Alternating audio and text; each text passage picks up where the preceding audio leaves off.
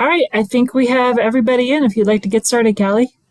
Hey, hi everyone. Thanks so much for joining us. Today we're going to talk about psychology research from the lab to real life. And if you're new to the Star Scholars workshops, please scan this QR code and complete the Star Scholar pre-survey. We'll take about a minute to do that.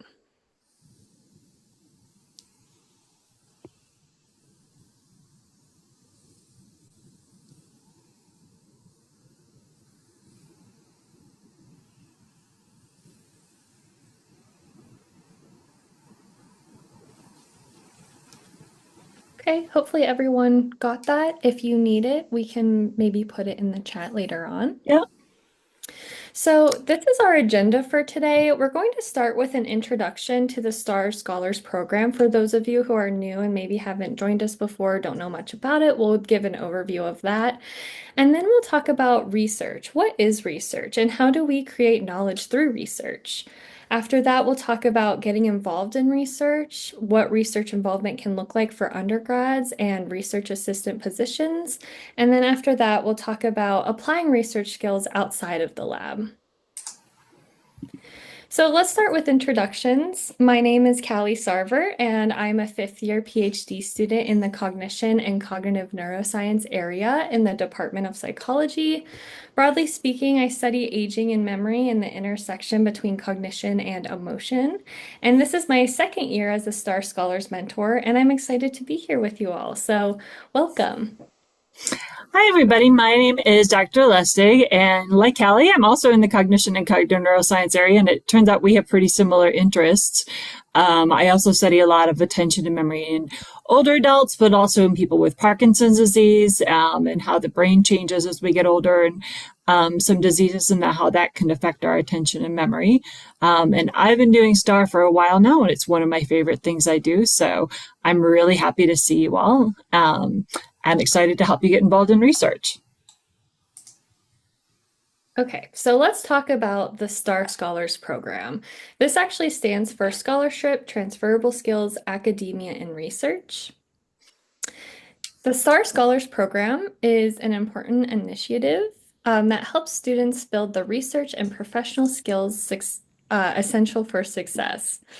STAR facilitates underrepresented students' involvement in research and graduate school, and the program seeks to help students learn how to navigate academics and research and increase student success in college and science-based careers, among other things. So the STAR team includes PhD students from various areas of the department, not just cognition and cognitive neuroscience, even though that's the areas that Dr. Lustig and I are involved in, but other areas as well. We also have Taylor Lass, our staff coordinator, and of course, Dr. Lustig, our faculty director. And of course, not to forget you all, undergrads who may be interested in pursuing psychology research. And this fall, we'll host workshops that are open to anyone, just like the one you're in right now. And in the winter, we have a more hands-on workshop series that consists of structured guidance. And in order to participate in those, you do need to apply and be selected. And that deadline is upcoming Monday, November 3rd. So if you're interested in signing up for that application, there is a link on this slide deck.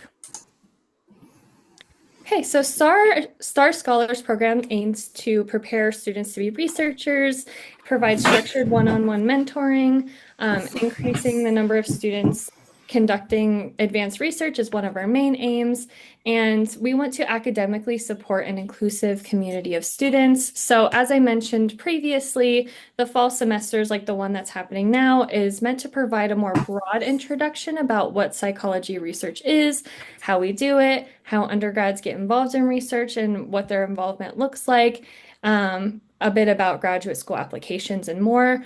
Winter workshops, however, are more in-depth, more interactive. There's more focus on training instead of introductions to things. Like, for example, if you're involved in that, you would learn how to write a CV or a resume and how to build transferable skills, how to do mock interviews, and a lot more detailed things. So once again, you do need to apply to be selected in those, and if you're interested, please go ahead and do that.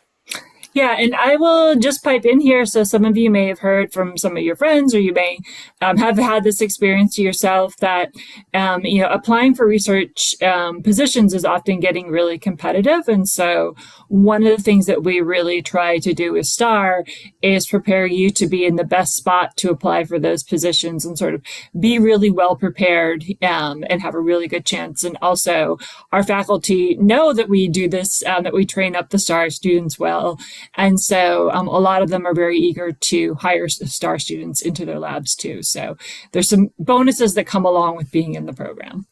That's a great point. Thank you for that, Dr. Lustig. So let's get into the topic for today. What is psychological research? And broadly speaking, research is the process of gathering new information. So how do we generate new knowledge? In an ideal world, this is the process of generating knowledge, how it would go, following a pretty organized path. We would start by choosing a topic we're curious about. Maybe you've noticed something interesting about how people behave, or something you've read in class that made you want to dig deeper. Next, we learn what's already been discovered about our topic. So that means reading prior research, reviews, or summaries to get a sense of what's known and what is unknown still. Once we get the background, we can start refining our topic into a focused question. We might need to start broad though, like how does stress affect productivity before we can get into a more specific question and come up with ways to answer our question. So once we have a question, we'll have to decide how to answer it. Will we run an experiment, collect surveys, or use interviews or observations? We will actually talk more about those a little bit later. Once the study is designed, it's time to actually collect the data. So that might mean running participants through an experiment, having them fill out questionnaires, or analyzing existing data sets as well. RAs are often, but not always, included in this process. And then finally, we share what we've learned. So this might happen through research papers, presentations, or community talks. Again, this is an ideal scenario. So what does it actually look like? Well, research is a lot of reading, writing, reading again, and rewriting. You go through cycles of revisions, trying to make sense of what your data is telling you, and sometimes realizing you need to start over. You might run a study and find that your hypothesis wasn't supported, and that's completely normal. In fact, that's part of doing good science. You take what you learned, adjust your question, and maybe design a new experiment, and often you'll have to repeat this process. It can be frustrating, but it's also where scientific discovery happens. Every time you fail, you learn something new, and maybe you learn something that's unrelated to your original research question, and that's totally okay. So let's take a step back into that ideal world of how we create knowledge. And if you remember from a couple slides ago, once we figure out a topic we want to pursue, we need to figure out how much we know about that subject already, because that can change what our next step is. So if we know very little, our job is usually to explore, to describe what's happening, or to start mapping out relationships between different factors. But if we know a lot about the topic, the goal can shift. So now we might want to explain, figure out why something happens or what causes it. That's when we start designing studies to test that specific theory or mechanism. Note that this is a continuum. We don't always move from explore to explain stage and then we're done. Often you'll have to figure out how much you don't know in the explain stage and go back to the explore stage to figure out what caused it. Scientists usually start the journey with basic research, studying how the mind works or sometimes doesn't work in controlled settings, which is an essential starting point. Researchers study the core building blocks of the mind, of how the mind functions, or in some cases doesn't function in the way it's most commonly seen in the population. And at the other end is clinical research, which tests whether new treatments or interventions are safe and effective in participants. Connecting these two is translational research, where discoveries from basic research are refined and tested in participants before being applied in a clinical practice. And so that's where we refine and advance the application of a discovery. In translational research, scientists test the model or theory developed from basic research in participants before knowledge is brought to actual practice. And after the discoveries are made in the lab, the ultimate goal is implementation, putting research into practice to help real people. Researchers ask questions like, how can we scale up the program so it reaches more people? And how is the program received by the target population? How do we ensure it's sustainable over time? There are several ways psychologists study behavior, and each method is useful for different questions. Experiments are used to determine cause and effect. We manipulate one variable and see how it changes another. There are also cross-sectional studies, which look at people at one point in a given time. On the other hand, longitudinal studies follow the same people over months or years to see how things change. Case studies are more in-depth and focus on a single person or phenomenon to learn as much about it in as much detail as possible. Behavioral methods involve observing people's actions or physiological responses directly, and self-report methods ask people to describe their own thoughts, feelings, or experiences. And each method has strengths and limitations, and which one you use depends on your research questions. In fact, researchers often combine them to get a fuller picture of human behavior. So, going back to the knowledge continuum that we talked about a few slides ago, in research, we work with two main types of data, quantitative and qualitative. Quantitative data can be counted, measured, or expressed with numbers. Its goal is to give us breadth. For example, how many people show a particular behavior? And it helps answer explanatory questions like why something happens. Qualitative data, on the other hand, cannot be quantified. It's more about depth, understanding experiences, motivations, or feelings. This type of data helps answer exploratory questions more often, like what it feels like to experience something or how people make sense of an event. Researchers often combine both of these to get a fuller understanding of human behavior, or may even start with qualitative data, and once there's enough information, then start collecting quantitative data. There's no one right or wrong way to use these. So here's a summary of what we've discussed so far. We first need to figure out what's already been discovered about a topic, what's known and still needs to be discovered, which informs next steps. Thinking about whether we're doing basic, translational, or clinical research also shapes the questions we ask and the methods we use. Scientists usually start the journey with basic research, studying phenomena in a controlled setting, and at the other end is clinical research, testing treatments or interventions, and then translational research, which is in the middle, like we discussed. And this is where discoveries from basic research are defined and tested in populations before being applied in a clinical practice. Once we have a question, our research methods, experiments, case studies, longitudinal studies like the ones we discussed, determine the type of data we collect, and the conclusions that we can draw. Qualitative versus quantitative data and exploratory versus explanatory questions guide how we study a topic and the type of data we need to collect to answer our questions. And finally, I just want to note that there's not one right or wrong way to answer our research questions, as long as we choose a method or combination of methods like we talked about that properly answers our research questions. Every step of the research process is connected, and understanding these connections can help us design effective studies. So, we've been talking a lot about how to do research in psychology, but what do we mean by psychology research? Psychology is a huge field, and these are all areas of psychology here at the University of Michigan. I won't go through them all, but we're happy to talk more about each of these areas and their research focus broadly.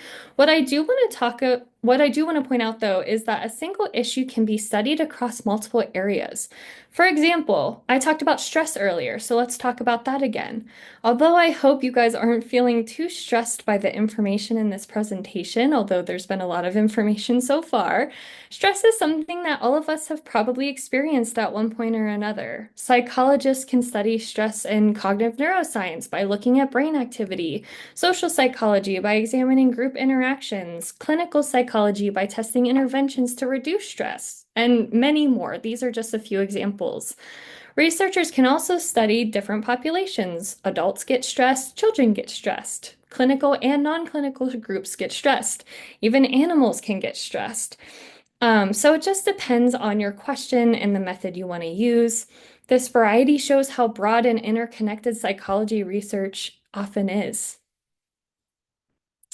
So I hope at this point many of you are wondering how you can be involved in research and what that would look like as an undergraduate research assistant. So let's talk about that. A research lab is usually a structured team where each role contributes in a different way. At the top is the principal investigator, or PI for short, and this is the person that is the lead researcher who designs the big picture, guides projects, and oversees the lab. These people are usually faculty at universities. Postdoctoral scholars or postdocs have recently finished their PhDs and work closely with the PI, often leading experiments and mentoring others. Graduate students conduct much of the day-to-day research and often collect and analyze the data and can often supervise undergrads as well. The lab manager keeps everything organized, managing schedules, equipment, and budgets sometimes. Undergrad research assistants, or RAs for short, help with experiments, sometimes with data collection and other tasks while learning new research skills. And then finally, there are sometimes volunteers that can help with tasks or even participate in studies, gaining exposure to research without a formal role in the lab. And every member of the team plays an important part in making research happen, from planning experience to collecting and analyzing data. There's no small role in this. So, research assistants or RAs can work on a variety of tasks depending on the type of research and their experience level. For human research, RAs might set up labs and experiments, work with participants from different populations, enter and manage data, analyze videos or recordings, and even conduct literature reviews. For animal research, tasks often include handling animals and caring for them, performing surgeries or post-operative care, running behavioral tests, collecting tissue samples, analyzing videos or other molecular techniques even. And some RAs, especially advanced undergrads, may also help with existing data sets. They might be able to reanalyze pre-collected data to answer a new research question. And these experiences help students learn research skills, gain hands-on experience, and understand how studies are conducted from start to finish. These are often more of the honors theses that we see. So before you join a lab, here are some things to keep in mind.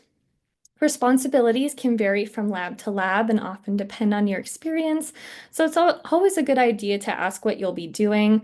Some labs require attendance at lab meetings, which is a great way to learn and contribute to discussions. Your RA work can lead to bigger opportunities. For example, helping with a senior honors thesis, which in turn could lead to a publication or a poster. However, it's not a guarantee. Labs may also offer additional skill building workshops like training in coding, statistics, or specialized techniques. And finally, research can be a long-term collaboration depending on your needs and the needs of the lab. In fact, many RAs continue working with lab members across semesters or even years, building strong mentorship relationships and gaining really deep experience. But again, it depends on the situation. So now I'll walk through a couple of examples of labs and various responsibilities of lab members. Before I get into these, I just want to note that labs are that I'm going through are primarily behavioral and consist of human research. So in that way, they're somewhat similar, although the overall aims are to answer different types of research questions. And so I just want to encourage you to take a look into other types of research labs that maybe don't study humans if you're interested in them. So this first lab is actually Dr. Lustig's lab, for which I asked her current grad students to describe their experience because I thought it would be fun to get a grad student perspective from them, along with a PI's perspective. Remember, that means principal investigator from Dr. Lustig. So Dr. Lustig, as I go through some things, please chime in if you'd like to add anything. So, Dr. Lustig's lab studies attention and memory using a variety of approaches on younger and older adults and in patient populations. Some approaches include behavioral, neuroimaging, and physiological studies, collaboration with animal researchers, and testing different genetic and patient groups. Their lab does really cool research with behavioral testing and eye tracking, as well as neuroimaging work with EEG and fMRI. And you probably are all seeing that TikTok logo there. Although hope you don't have TikTok open right now, and I hope you're paying attention to this, they actually have a really cool study looking at the immediate effects of TikTok on attention span and distraction. So that's really cool and something I'm sure she'd love to talk more about after. And so, in terms of responsibilities for members of the lab, the RAs are responsible for attending weekly lab meetings, running participants in person, programming tasks in PsychoPy, data cleaning and analysis, and conducting and presenting posters of independent research. So, this could include honors theses as well. So, what do lab managers do? The lab managers are mainly responsible for onboarding and training new RAs, coordinating schedules, recruiting participants, although this is just the main jobs that they have. I'm sure they do much more. And what do the grad students do? The graduate students are responsible for research design and implementation. They write papers of the data that's collected and analyzed. They do the analysis and the modeling for the data. And then they attend conferences and present research to a broader audience. And again, these are just the main jobs. There are much more. Mhm. So yeah, so Callie, so since you asked me to pipe in, Mhm. I will be happy to. So I will say the other thing is that, we always encourage the RAs in our lab to ask questions. And also, in many cases, the RAs are the people who are working directly with the participants. And so we also, say like, hey, if you notice something that's going on that you find interesting, or that you think is like, oh, you guys originally designed the study to do this, but I think this other thing is happening. We strongly encourage people to bring that up, because I always like to note, like, the very first paper that came out of my lab when I came here to Michigan actually happened because an undergraduate was seeing how our older adults responded to a task, and noticing that some of them responded one way and some of them responded another way. And I said, well, if that's true, you should be able to see that in their response times, and like how fast they respond to different things, and show me the data. And he did, and he got a first author paper out of it. And we actually ended up writing a grant and getting money from the government to do more research on that topic, and designed a whole training study around it. So, not everybody goes that far, but, definitely speak up. The other thing I will say, as Callie mentioned, we collaborate a lot with people who do animal research, or do patient research. And so a lot of times that means, like, my students and RAs don't necessarily work directly with the animals or with the patients, because there's a lot of logistics and special training that's involved in that. But they do get to be involved with the data and to sort of learn what that's all about. So I'm happy to talk with any of you guys further more about that. Yes. And the TikTok study, we're just starting, but we're really excited about it. Thank you so much for chiming in. That was super helpful. I'm also going to actually plug my lab for a minute, because I think what we do is really cool. And also, we're always kind of looking for RAs. So if you're interested, let me know. And we study the neural mechanisms underlying cognition and emotion. We use a variety of approaches, and our goal is to develop new models of how the brain gives rise to mental life across the lifespan. We specifically focus right now on adults, so anyone 20 to 79. And I specifically study cognitive and affective working memory, so working memory for emotional and non-emotional states, and how these abilities change with age. And so my research is focused on behavioral experiments right now, and we conduct online experiments with participants across the adult lifespan. We use a variety of programs and softwares that allow us to examine participant abilities, even if they are across the United States. They could be all the way in California, and we can study their data, which is really cool. In addition, we have another grad student in the lab who's more neuroimaging heavy than I am. And she does really cool work focused on the effects of stimulation in the brain on performance in older adults with and without mild cognitive impairment. I won't get into more detail about that right now for the sake of time, but I am happy to connect you with her if you're interested in that. So, similar to Dr. Lustig's lab, our lab, the RAs also are very involved in research. Our RAs conduct literature reviews. That's actually how I like to start all of our RAs out, so that they can get a sense of what we study and different research that exists in relation to what we study. They also are heavily involved in running participants. Like I mentioned, we do online data collection. And so online data collection is great because it's really fast, but that means you kind of need all hands on deck when you are running online participants. And so they're very involved with that. We again work with adults across the lifespan. They can help with data cleaning and scoring, which is actually something we're going to be working on pretty soon, which is exciting. And they also have opportunities to present posters of their independent research. We recently had an honors thesis student, and she was able to present a poster at the undergraduate research forum. What do lab managers do in our lab? Well, we don't always have a lab manager in our lab, and when we do, it can vary depending if they're part-time or full-time, but typically they're involved in coordinating schedules and overseeing RAs. They assist graduate students, so they're kind of like our second hand. They help us out with a lot of different things that we need done on a day-to-day basis. And there are opportunities for our lab managers to present posters and even work on papers with existing data we have in the lab. And finally, grad students, what do? We do it all, don't we? We help design research and implement those research designs. We write papers, we work on data analysis and interpret the results. And we also attend conferences and present our research to a broader audience, to name a few things. So again, I just wanted to show two human research labs so you can get an idea of how different labs may operate similarly and differently from one another.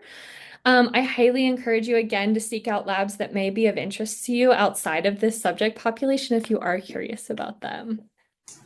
Yeah, and just one other thing that I will make explicit um, is that most people will usually start off as a RA and often doing the tasks like the literature review and then the running the participants.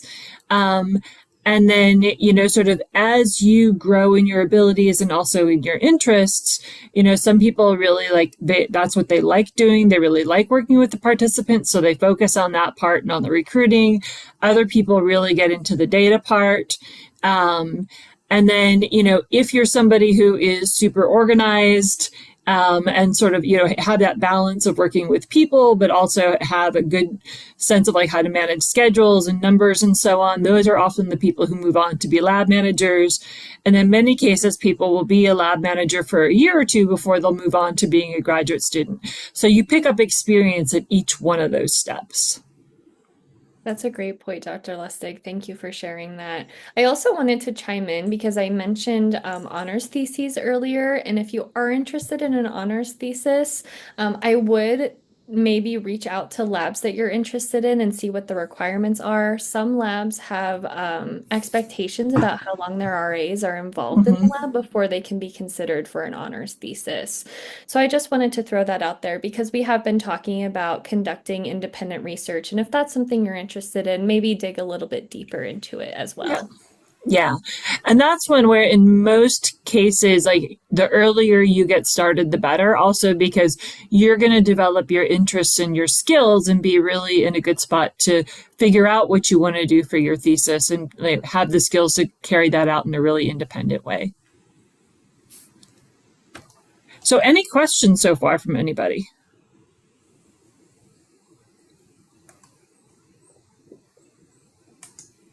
So we had put in a break here. I guess but we are chugging through fairly fast. I guess, yeah. Let me ask you guys, um, raise your hands if you would like us to keep going as opposed to skip. That way nobody has to feel bad if they're asking for the break.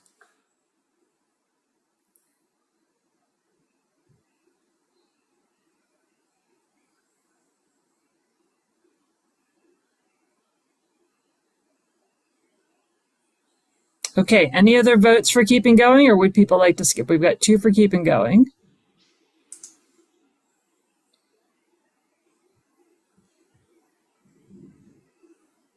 Okay, looks like the majority is asking for the break. So we will go ahead and we'll take a 5-minute break. So we will be back at 4:37, okay? All right, we'll see you soon, everybody.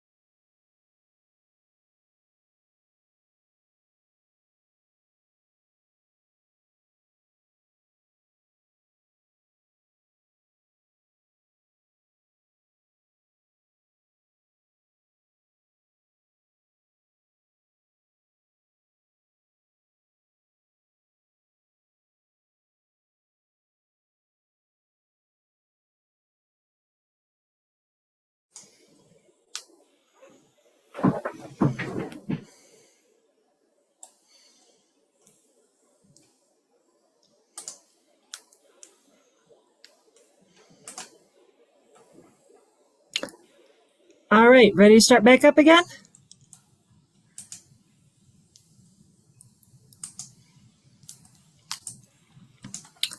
Okay, so I'm going to go ahead and talk a little bit about how we transfer some of our skills from the lab to real life, and in many cases back again.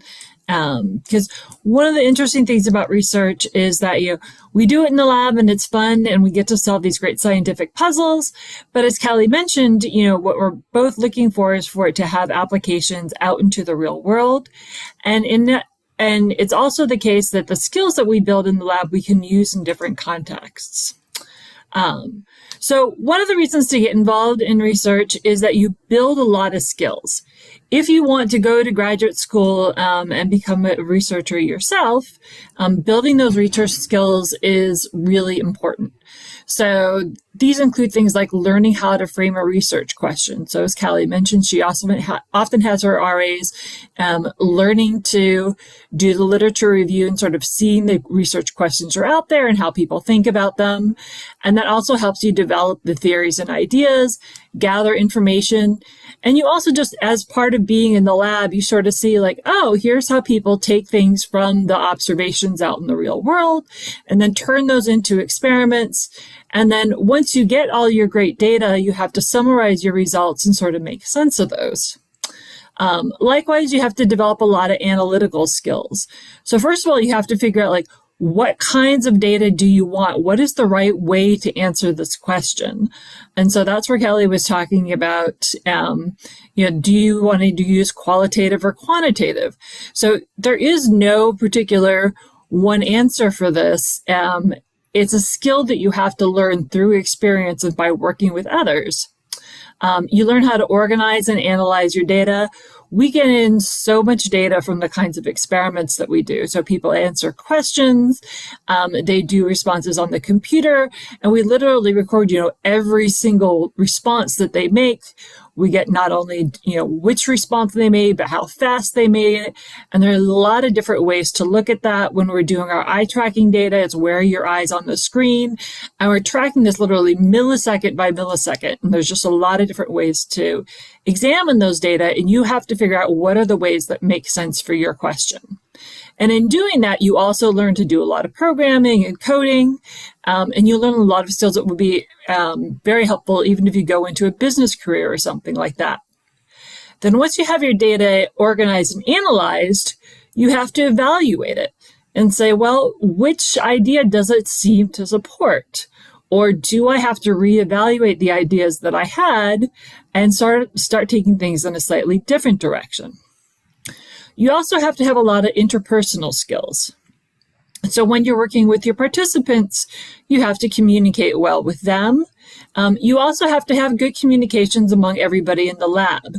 As Callie was saying, research is really being part of a team. And so everybody from the research assistants to the graduate students to the PI has to have the same idea of like, okay, here's what the mission is, here's what our timeline is, here's the way that we're going to do this. And you have to do a lot of active listening and patience. So, you have to be able to hear when somebody tells you, hey, PI, the way that you designed this experiment, it's not working out in the way that it's going. Likewise, as an RA, you need to be able to hear and take the feedback of, oh, okay, I see why you did things that way, but we actually need to do things this way in order to make our experiment work. It involves a lot of patience. They're called experiments for a reason. They don't always work out exactly the way that we want them to. And it often can take a lot of time to collect our data too. So especially if you want to work with a patient population, you often have to be very patient yourself. It takes a long time to schedule them. You have to work around their hospital appointments and everything else. And so even though you want to know the answer to your scientific question tomorrow, it might not be until next year until you really have it.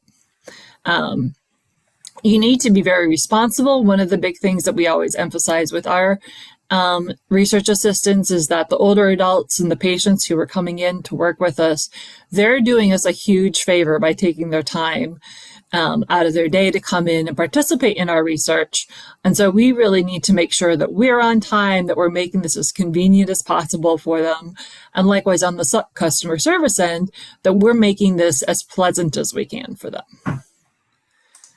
And because you're building up all of these skills, you also have a ton of different career options. So the ones that, a lot of people think of are, of course, becoming a professor at a research university.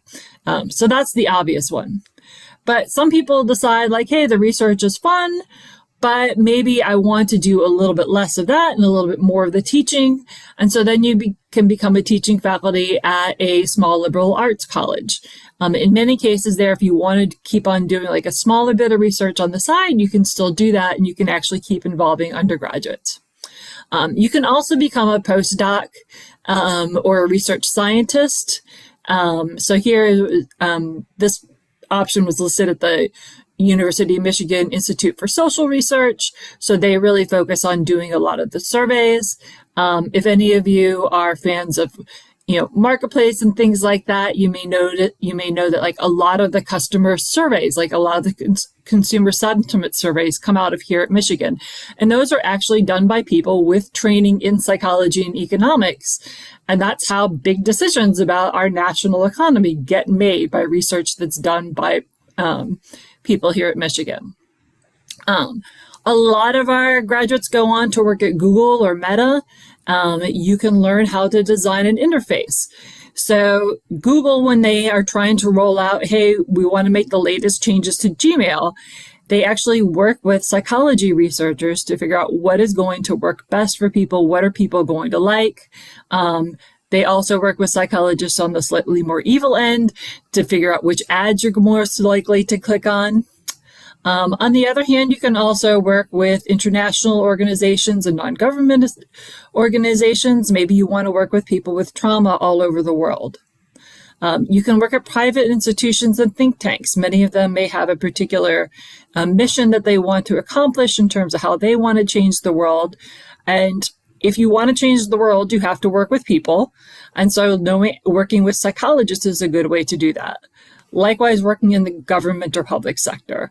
So really, people with degrees in psychology, cognitive science, neuroscience, they're pretty much everywhere.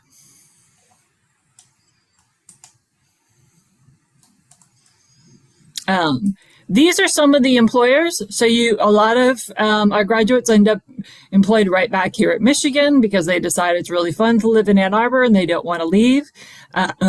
Google is a big hirer. Actually, Facebook and Meta is one of the largest employers of University of Michigan psychology graduate students. Netflix is trying to figure out which movies you want to see next. It's good to have a psychologist helping you to design that algorithm. The Mayo Clinic, the Kellogg Foundation, Amazon. Several of my students work for Amazon. I now have 3 students working for Apple. So you can do a lot of different careers. I often say that sort of being a researcher is very much like running a small business. And so if you can learn how to do that, you can do almost anything that you want to. You can also make a huge difference and change the world and change society. So I'm going to give you some, starting with some historical examples and then moving up to some more recent ones. So if any of you have heard of the famous doll studies where children were presented with 4 dolls, 2 black and 2 white, and they were asked which doll they liked, and more than 65% of the kids chose a white doll, even if they were black kids. This was a major finding, and it really got people's attention about the bad impacts of segregation. And so that actually led to the Supreme Court case that dismantled school segregation. Reiko True, she was one of only the 3 women in her class in Tokyo. And so she really carved out a lot to do mental health for Asian Americans in California. And she led the center and made sure that people were appropriately trained to serve their clients. Likewise, George Sanchez, he got his start in low-income public schools in rural Arizona. He became the director of the Venezuelan Ministry of Education. And then in the US, he campaigned against the unfair treatment of minority children in New Mexico's education system. And he was one of the first psychologists to challenge IQ tests and showed that they were biased against certain groups. And this led to a lot of the concerns about the SAT and the GRE and the possibilities that those might be biased. And again, led many schools and universities to change their policies. A more recent example is Jennifer Aberhart. She's still very active in her research, and she takes a look at how subliminal images can activate racial stereotypes and change what we think we see. And she takes a look at how people's unconscious biases can have a huge impact on the criminal justice system and on policing as well. And then this is actually a University of Michigan alum, Neil Lewis. I actually remember him when he was a graduate student here. He's now an assistant professor at Cornell, and he writes for 538, The Atlantic, Washington Post, New York Times, and he actually helped to advise the presidential COVID-19 team to make sure that people had equal access to vaccines and good education about vaccines. Likewise, actually, another example is Stephen Roberts. He helps students and families build automatic savings accounts from kindergarten to college. He still works with Michigan students over at Lansing to do that. So there are a ton of different options, and so you can really make a huge difference in the world. So how to get involved? You're starting off in a great place by being here at this session. And if you're a Michigan student, enroll in our winter program to get further mentorship. If you are visiting us from outside of Michigan, take a look, ask your equivalent of the Student Academic Affairs Office what kind of programs might be available to you. If your university doesn't sponsor something, we do have the summer research program that will let you come here to Michigan and work with one of our labs. And so STAR helps you basically prepare to be a successful applicant in those programs. The other thing you can do is if there's a departmental newsletter or mailing list, that's often a really good place to find out about positions that might be open. And the other thing is ask your professors, ask your GSIs, your TAs. They are usually the ones who are doing the research in their labs, and they also know the other people who are doing the research in other labs.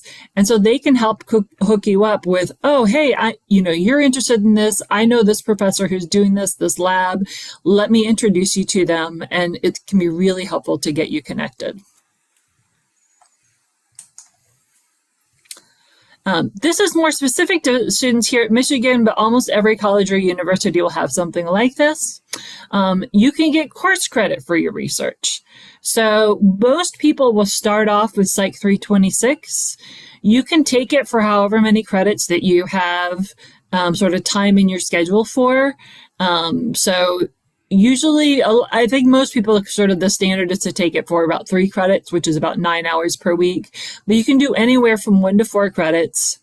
And then you basically work out with your lab what the expectations are, what you want to learn, and what your responsibilities would be. And then you can count that towards your major for Psych and BCN majors. Another option that's a little bit more advanced is Psych 331. That's 4 credits. You have to apply to it and work with your mentor, with a faculty mentor, to put together your application. And that's a little bit more of a formal experience and more structured. If you're thinking about doing an honors thesis, this is actually a good sort of run up to it because you kind of do a little mini thesis, but it's not as high stakes as the honors thesis. So you write a literature review and develop and present a poster. And again, you can count that as your methods lab or your second methods lab if you already took a different one. You can also use it for your upper level writing requirement. So in addition to all of the great experience that you get and all the great skills that you use, you can also use these things to help you earn credits towards your graduation.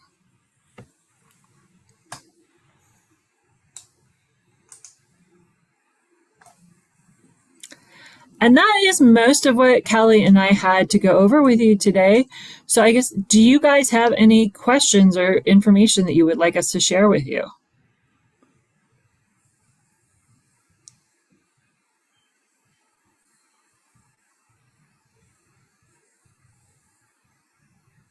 I'll put my email in the chat in case anyone doesn't feel confident speaking right now, but wants to email me after.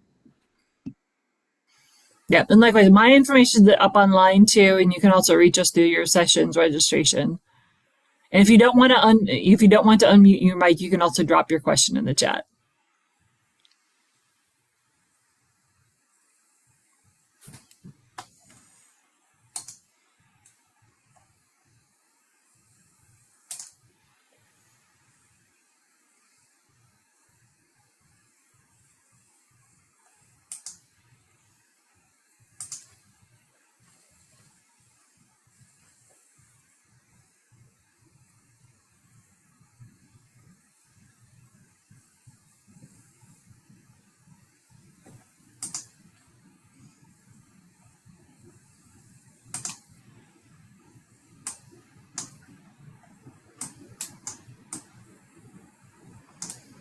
All right, if you guys don't have any questions, Kelly and I will hang out for just a little bit longer, just in case anybody has any last minute ones. But otherwise, I will just remind you to come in, sign up for our next session as well. We will actually have an undergraduate research panel, and they'll tell you their perspective on what it's like being in the lab and what kind of different duties they have. And then also, if you're here at Michigan, don't forget to apply for our mentorship program in the winter too. Other than that, thank you guys so much for your time today, and we hope you enjoy the rest of the day.